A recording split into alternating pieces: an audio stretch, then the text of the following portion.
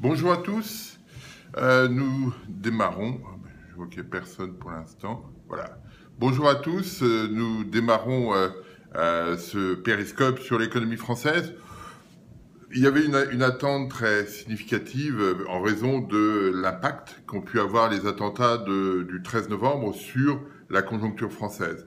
J'avais écrit un papier il y a quelques semaines, au moment des attentats. J'avais écrit un papier sur la situation, l'impact que pouvaient avoir généralement les attentats. J'avais regardé aux États-Unis, j'avais regardé à Madrid en mars 2007, à Londres en juillet 2005.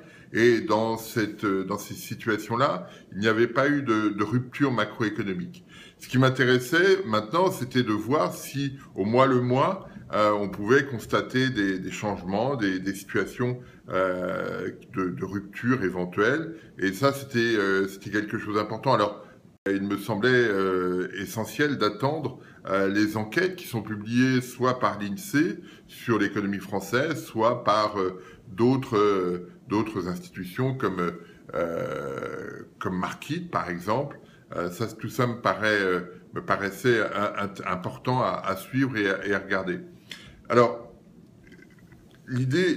alors au mois de novembre, on n'avait pas ces éléments. C'est-à-dire qu'en novembre, les enquêtes avaient été faites, étaient généralement bouclées, ou une grande partie d'entre elles étaient bouclées avant le 13 novembre. Donc on n'avait pas d'éléments très clairs sur ces questions. Sur les enquêtes de décembre, on a une information beaucoup plus globale. Ça avait été, on a eu en mercredi l'enquête Markit sur l'économie française. Bonjour. Une enquête Markit sur l'économie française. Là, ce matin, ou hier soir même, l'INSEE a publié son indicateur de climat des affaires. Et donc, on avait tous les ingrédients pour mesurer la solidité, la robustesse de l'économie française. Ce qu'on constate, c'est que ni dans l'enquête de l'INSEE, ni dans l'enquête Markit, l'économie française ne passe en territoire négatif. Ça, c'est très important. C'est-à-dire que la dynamique de l'économie française reste suffisamment forte pour que l'indicateur synthétique ne s'infléchisse pas et ne passe pas en territoire négatif. Premier élément majeur, parce que c'était une crainte qu'on pouvait avoir d'observer une situation qui se dégrade très rapidement. Premier élément. Le deuxième élément est de regarder qui a fait quoi dans ces évolutions. Premier élément, le secteur de l'industrie ou le secteur manufacturier. On n'a pas tout à fait les mêmes périmètres dans les deux enquêtes. Le secteur manufacturier se tient plutôt bien. C'est-à-dire qu'on a dans les deux cas une amélioration de l'activité en décembre par rapport à ce qu'on observait en novembre. Là, il y a quelque chose d'intéressant, c'est-à-dire que l'économie française s'inscrit dans une économie de la zone euro qui va plutôt bien et elle en profite. On voit bien le profil des commandes qui s'accélèrent de façon significative et qui tirent l'activité industrielle vers le haut. Ça veut dire que dans les mois qui viennent, on devrait avoir une production industrielle un peu plus robuste. Ça, c'est un élément clé.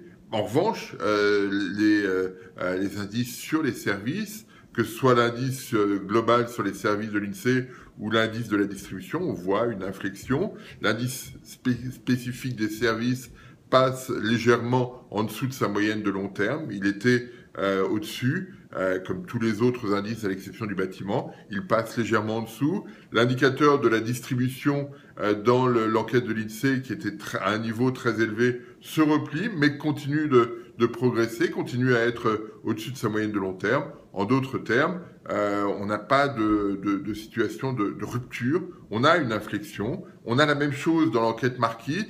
L'indicateur pour l'ensemble des services est proche de 50, c'est la séparatrice entre ça va mieux et ça va moins bien. On est un tout petit peu au-dessus. Ça veut dire que l'activité a stagné au mieux, au pire plutôt, au mois de décembre par rapport au mois de novembre. Donc ce phénomène-là est intéressant. On a une économie française finalement qui est beaucoup plus robuste que ce qu'on pouvait imaginer. Elle a amorti le choc. Alors bien sûr, il y a des secteurs qui sont fragilisés. Ça c'est là-dessus, on doit pas, il n'y a pas d'ambiguïté. On n'avait pas de doute sur ces questions. Mais il nous semble que les éléments dont on dispose sur la fin d'année ne permettent pas d'imaginer une rupture de l'activité. Et d'ailleurs, c'est ce que dit l'INSEE dans sa conférence, dans sa note de conjoncture, pardon. L'INSEE est assez optimiste sur le début de l'année 2016, avec une consommation plus solide, avec un investissement des entreprises qui redémarre. Donc on a là un environnement plus porteur pour l'économie française et donc on a une configuration assez intéressante dans laquelle s'inscrit cette économie française. Voilà, en quelques mots ce qu'on pouvait indiquer, juste quelques chiffres.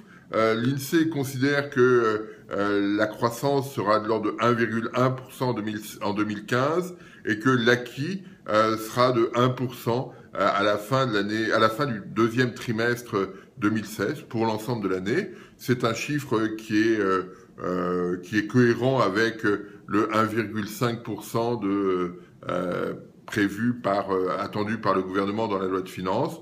On pourrait même aller un peu plus loin si l'investissement se tenait de façon un petit peu plus robuste, ce que j'imagine assez bien parce que on voit bien l'environnement européen est un petit peu plus solide. On l'a vu avec les enquêtes allemandes qui restent à un niveau élevé. J'avais pas vu la question qui avait été posée. Donc, reposer la question, j'y répondrai sans problème. On peut imaginer si l'environnement européen est un petit peu plus robuste. Comme je disais, on l'a vu dans les enquêtes allemandes. J'attends les enquêtes italiennes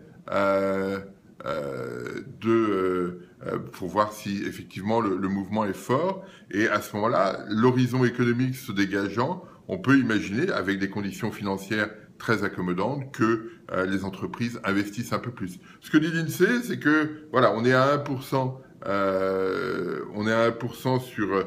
d'acquis à la fin du premier semestre, soutenu par la consommation, par l'investissement. C'est ce facteur-là qui est majeur. C'est la demande interne qui progresse le plus rapidement. Donc on rentre dans une dynamique qui, aidée par un prix du pétrole très bas et qui va continuer de baisser, on peut avoir quelque chose d'assez sympathique. Voilà en quelques mots ce qu'on pouvait dire sur l'économie française là maintenant. Je vais pas faire trop long. Cette vidéo sera disponible dans quelques minutes sur mon blog, si vous voulez. Il sera disponible directement sur Periscope, bien sûr, mais aussi sur mon blog où j'inscrirai cette vidéo. Voilà, je ne sais pas si vous avez des questions. On peut rentrer dans une période de Q&A, comme on dit, si vous voulez poser quelques questions. Mais s'il n'y a pas de questions, je vous donne rendez-vous la semaine prochaine. On fera à nouveau un Periscope. Bonne semaine à tous, bon week-end, bonne fin de journée.